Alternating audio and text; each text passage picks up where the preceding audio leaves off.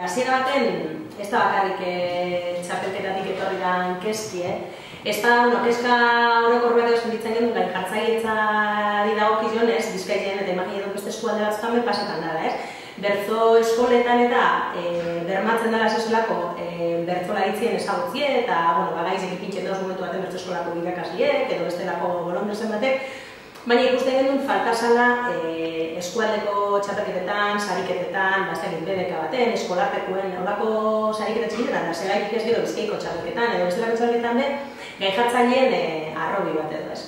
Eta arrobi hori esaten genuen, jentia uste dugu egon badagoela, baina igual behar dara zezelako hurbilketa bat, ez ezer barririk asko ikasiko zueko, baina gai bintzat hurbilketa ikusteko zer dan gaizek ipintie, txapelketa batek edo araututako sariketa batek ze arau edo ze oinarri dakarzen,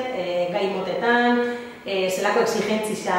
mailak ez, ipintzen dut esan gai jartzaile etzan ibil garen, hori edo gabizen hori lan horretan. Eta probat kezka horretatik esan genuen, zerro barik, jenti horako sariketara aurreratzeko gaizek ipintzeko lanetara, eskualde diferentietan jenti batu alizeteko saiotxo batzuk antolatzio baina. Eta horrein ari antolatu dugu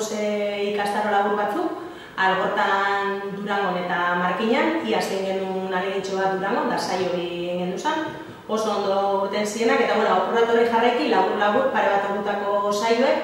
eskualde batzutan ja interes hori eta zezelako jentetan bat batutegoelako, eta beste batzutan, hurbil leuken jentiek bertora aurreratzeko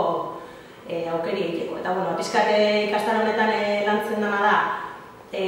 sariketa estilora, edo esan dugu araututako txapelketa formatu horretako gai motak zeintzuk dien, eta